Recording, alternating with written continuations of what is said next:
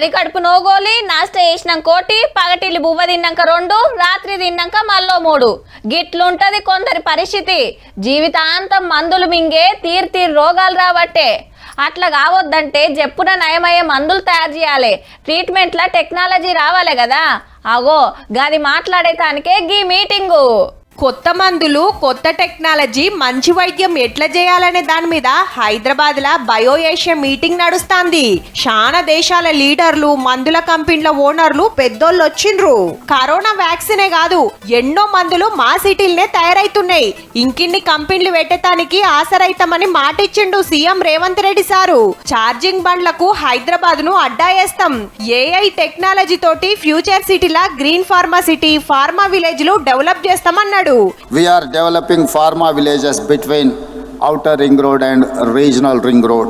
We hope to generate over 5 lakh new jobs. ఈ meeting రేపు కూడా నడుస్తుంది.